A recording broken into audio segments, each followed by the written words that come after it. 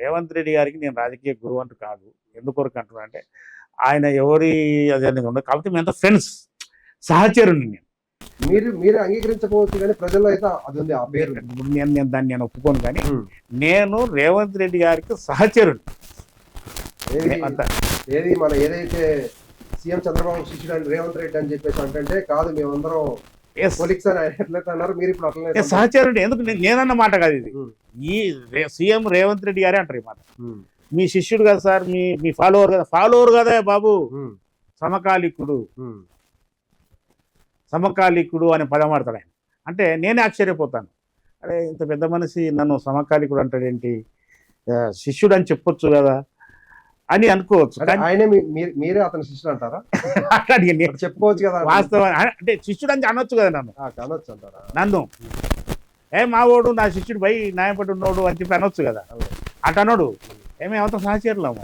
MLC elections లో మీ పాత్ర ఏంది? ఇప్పుడైతే Revanth Reddy turning point life లో ఇవాళ సీఎం కుర్చీ ఎక్కినట్టే దానికి కారణం ఆ రోజు జరిగిన ఎమ్మెల్సీ ఎలక్షన్స్. ఆయన రాష్ట్ర వ్యాప్తంగా రాజకీయ గుర్తింపు వచ్చిందంటే ఆ ఎమ్మెల్సీ ఎన్నికని వాస్తవానికి. అయితే నేను టీఆర్ఎస్లో పనిచేస్తున్నప్పుడు, టీఆర్ఎస్ ఎస్ఎస్ఎల్ స్టేట్ ప్రెసిడెంట్ ఉన్నప్పుడు 2003లో రేవంత్ రెడ్డి గారు కూడా టీఆర్ఎస్లో జాయిన్ అయ్యింది. ఆయన మొట్టమొదటి రాజకీయ ఆరంగేట్రం టీఆర్ఎస్ఏ. పాలమూరు ప్రజా గర్జనలో జాయిన్ అయ్యింది ఆయన. అప్పుడు కేసీఆర్ గారికి పెద్ద తలవారు కూడా ఇచ్చింది. రేవంత్ రెడ్డి గారు ఇచ్చారు అతనికి, కేసీఆర్ 2003లో. అయితే 2004లో ఎమ్మెల్యే ఎలక్షన్స్, కాంగ్రెస్ టీఆర్ఎస్ పొత్తు. ఆ రోజు కల్వకుర్తి కోసం ప్రయత్నం చేసిండు ఆయన ఎమ్మెల్యేకి. అయితే కల్వకుర్తి నుంచి కేసీఆర్ గారిని నాకు వద్దు కానీ కేసీఆర్ గారు నిలబడాలని చెప్పేసి మూవ్మెంట్ చేసిండు. ఆ తర్వాత 2006 పార్లమెంట్ ఎలక్షన్స్ వచ్చినప్పుడు కూడా ఆయన ఆఫర్ చేసిండు, మహబూబ్నగర్కు మీరు రావాలి సార్ అని. అంటే కేసీఆర్కి చాలా దగ్గర ఉండే, హరీష్ రావు గారికి చాలా దగ్గర ఉండే రేవంత్ రెడ్డి. అయితే 2006లో లోకల్ బాడీ ఎలక్షన్స్, జెడ్పీటీసీ. అయితే కాంగ్రెస్ టీఆర్ఎస్ పొత్తుంది కదా. అప్పటికి మాకు ఇంకా విభేదాలు రాలే, కాంగ్రెస్కు టీఆర్ఎస్కు విభేదాలు రాలే. ఆ సమయంలో రేవంత్ రెడ్డి గారు మిర్జిల్ జెడ్పీటీసీ స్థానాన్ని అడిగాను. నేను బిజినపల్లి జెడ్పీటీసీ స్థానాన్ని నేను అడిగిన. అయితే నాకు ఇచ్చిరు జెడ్పీటీసీ స్థానం టికెట్, కానీ రేవంత్ రెడ్డికి ఇవ్వలేదు. మిర్జిల్ టికెట్ ఇవ్వలేదు అతనికి, టీఆర్ఎస్ పొత్తులో రాలే. అప్పుడు రేవంత్ రెడ్డి గారు ఏం ఆలోచన చేసిండంటే ఇండిపెండెంట్గా పోటీ చేసిండు. మిర్జిల్లా ఇండిపెండెంట్గా ఆయన అక్కడ పోటీ చేసిండు. నేనేమో టీఆర్ఎస్ నుంచి బిజినపల్లిలో పోటీ చేసిండు నేను జెడ్పీటీసీ 2006లో. అయితే రేవంత్ రెడ్డి గారు ఆ జెడ్పీటీసీ గెలిచిండు. అయితే తెలుగుదేశం కానీ అధికారంలోకి వస్తే, ఎక్కువ సీట్లు వస్తే Revanth Reddy chairman, ZP chairman. అదే రకంగా టీఆర్ఎస్ కాంగ్రెస్ పొత్తులో ఒకవేళ మిర్జిల్ సీటు రేవంత్ రెడ్డి గారికి కానీ పొత్తులాగానే ఇస్తే, రేవంత్ రెడ్డి గారు ఆడ గెలిచిన తర్వాత కాంగ్రెస్ పార్టీకి సీట్లు కానీ ఎక్కువ వస్తే తన చైర్మన్ సీటు రేవంత్ రెడ్డి.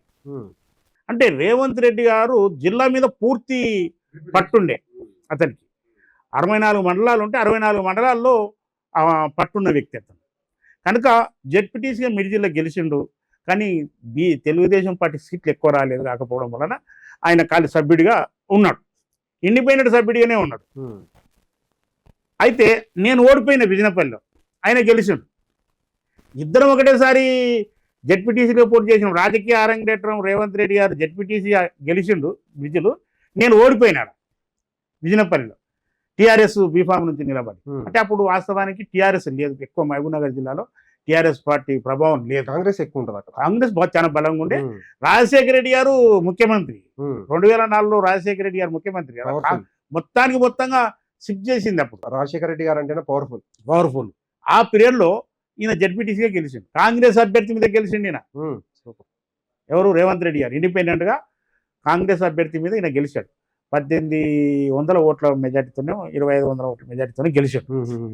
ఆ తర్వాత 2007లో జెడ్పీటీసీ అయిన సంవత్సరన్నర కాలానికి అప్పటికి మేము కాంగ్రెస్ నుంచి బయటకు వచ్చేసింది టీఆర్ఎస్. రాజశేఖర రెడ్డి గారిని నేను నారాయణపేటలో నిలదీయడం జరిగింది, మీరు తెలంగాణ ద్రోహి అని. ఆ రోజు చాలా పెద్ద గందరగోళం అయింది. రాజశేఖర రెడ్డి గారు. రాజశేఖర రెడ్డి గారిని నేను నిలదీసిన సభల, ఉమ్, నారాయణపేట, అదే చిట్టెం నర్సిరెడ్డి గారు. అయితే ఆ తర్వాత ఏమైందంటే ఎప్పుడైతే కాంగ్రెస్ నుంచి మేము బయటకు వచ్చినాం, ఒక టీఆర్ఎస్ బయటకు వచ్చిందో అప్పుడు ఎలక్షన్స్ వచ్చినాయి ఎమ్మెల్సీ. ఆ సమయంలోనే రెఫరెండం అని కరీంనగర్లో కేసీఆర్ గారు రాజీనామా చేసి నిలబడ్డాడు 2006లో. ఉమ్, అప్పుడు రేవంత్ మనం కేసీఆర్ గారిని గెలిపించినాం. అది అయిపోయిన తర్వాత జడ్పీటీసీ ఎన్నికలు వచ్చినాయి. జడ్పీటీసీ ఎన్నికలలో రేవంత్ రెడ్డి గారు ఇండిపెండెంట్గా గెలిచిండు, జడ్పీటీసీ ఇండిపెండెంట్ గెలిచిండు. ఆ తర్వాత 2007 ఎమ్మెల్సీ ఎన్నిక. టీఆర్ఎస్కు మహబూబ్ నగర్లో 29 ఓట్లు ఉన్నాయి. ఉమ్, ఎంపీటీసీలు 2 జడ్పీటీసీలు, 27 ఎంపీటీసీ, 29 ఓట్లు ఉన్నాయి. రేవంత్ రెడ్డి ఎమ్మెల్సీగా ప్రజాప్రతినిధుల ఎమ్మెల్సీ మహబూబ్ నగర్ జిల్లా.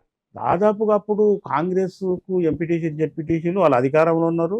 దాదాపు 700 సీట్లు ఉన్నాయి వాళ్ళవి. ఉమ్, తెలుగుదేశము, కమ్యూనిస్ట్ వాళ్ళు, బీజేపీ వాళ్ళు, ఇండిపెండెంట్ వాళ్ళు, టీఆర్ఎస్ వాళ్ళు మొత్తం కలుపుకుంటూ 400 లేవు.